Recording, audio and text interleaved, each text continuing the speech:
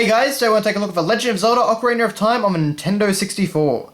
Now I actually did a video on this game all the way back in 2011 where I compared this box to the one for Ocarina of Time 3DS. But just recently Chase Shepherd, who is a long-time follower of the channel, asked me if I would do a re-unboxing. So I'm certainly happy to do that. This is a great package to look at, so let us take a look. So first off, of course, we have this beautifully textured Zelda logo. Looks really nice with the lighting effect there. And we have a Hylian shield in the background, and of course the Master Sword. Beyond that though, it's just a very minimalist gold background. It's actually a very shiny box, as you might be able to see a little bit on the camera there. You can also see it is the Collector's Edition. And that actually means nothing here in Australia, because this being an Australian version, every Australian version of the game was a Collector's Edition. So, I don't really know even why they bothered calling it Collector's Edition, but that's what we got anyway. So yeah, not nearly as exciting as it would be if you had an American Collector's Edition.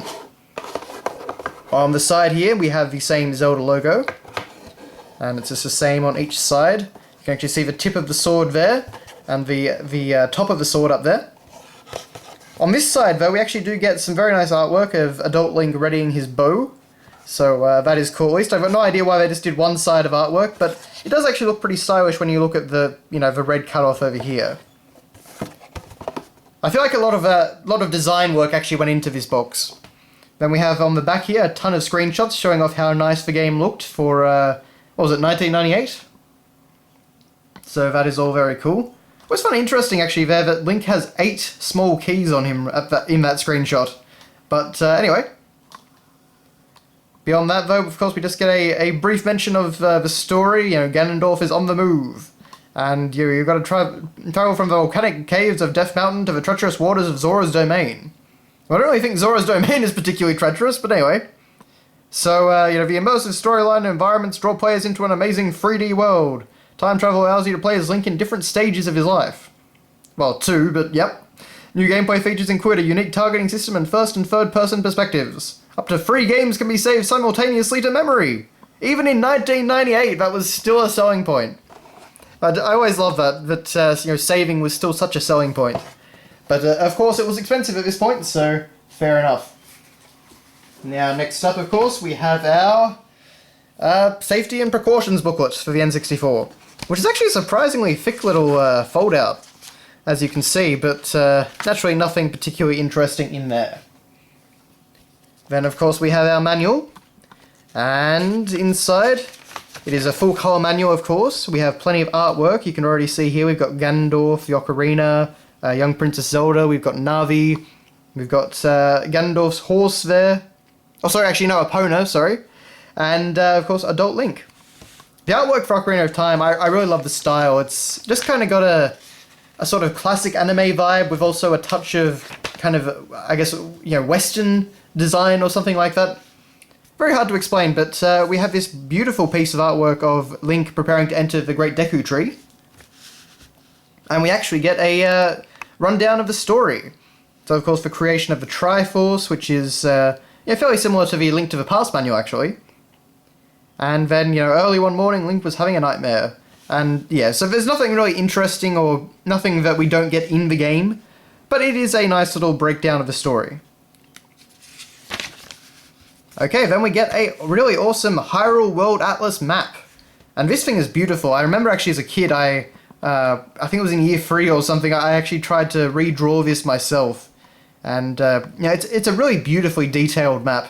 We can see along on the ranch, we can see Hyrule Castle, Gerudo Valley, Death Mountain, Zora's Domain, the Lost Woods, Kokiri Forest. The amount of detail here is just beautiful. And we can actually see that we have a list of, characters. For example, Ganondorf is over there. Talon, Malon, and Ingo are over there. The Kokiri. So we've got artwork for all the different Kokiri people. Of course, there's Link. There's the Zoras. The Gorons are up there. So it's a really nice little, very compressed, being only 2 pages, but they fit a lot into there. Okay, then we have, of course, our usual explanations of starting the game, as well as some awesome artwork of Adult Link. And it just kind of continues. It explains how all the mechanics work. Everything's full colour, everything is explained in great depth. You can see here that for the subscreen, they actually do a little diagram that explains, if you press Z, it goes this way, or if you press R, it goes this way. So that's really nice. This is the sort of thing that you just, really do not see anymore, unfortunately. Okay, and then we get on to basic controller functions. And this is where we come to, a bit of a trope of Nintendo games at this point. They always had beautiful artwork showing off all the different mechanics. Much like Mario 64 in this case. So, there's Link walking and running, jumping, swimming. What else we got there? He's hanging onto a ledge, climbing up a ladder. There's really a lot of artwork from Ocarina of Time that you don't see very often in promotional material or anything, but it's all in this manual. Picking up and throwing bombs, opening treasure chests, swinging vertically, swinging horizontally. I mean, there's so much artwork in here. It's really gorgeous stuff. So, I always wonder how much artwork we don't see for a game. I'm sure that even with, art galleries and games and stuff like that now, I feel like we probably miss out on quite a bit of it. Of course, we get onto items now, so a Deku Stick for Fairy Slingshot, and we can see Young Link using it there. All the varieties of items and their in-game renders. I've got to say, actually, there are quite a bit of spoilers in the box and manual, but, it's kind of funny for me to think that Link becoming an adult was actually a surprise to me, even though I had read the manual and had read the box. So, yeah, I actually don't know how I really missed that, but I guess it took me so long to get to that point as a kid, at the age of, 5 or something. So, yeah, I guess I didn't really realise. Magic Jar, Empty Bottle, or all the different masks you can get. And look at this, we've got all the equipment stuff, all the side equipment, all the main equipment, the swords. So, yeah, they really go all out in this. Request status screen. One of my favourite pieces of artwork of Link there, actually, sitting on a ruined, broken wall and just playing the ocarina. Just a very, very nice piece. I really like the colouring in the artwork, I think, is one thing. All the keys, the amount of detail is just very impressive. Saving, travelling in time, there's Kapora Gabora.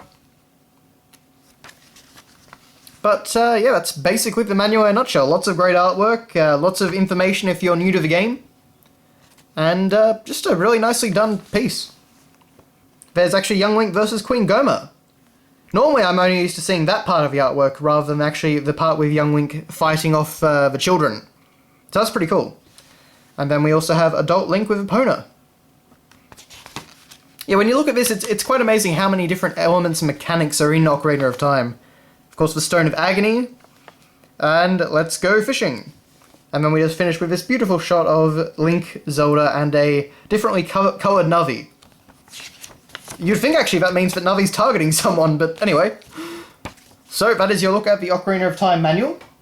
And finally, we have our cartridge, which actually came complete with plastic wrap. Of course, it's not in there. It was certainly open by the time I got it, but still a very nice little touch.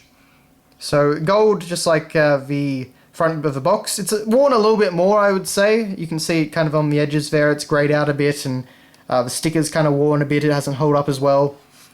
But on the whole, it's a pretty nice looking cartridge. A very pale gold, actually, the cartridge itself.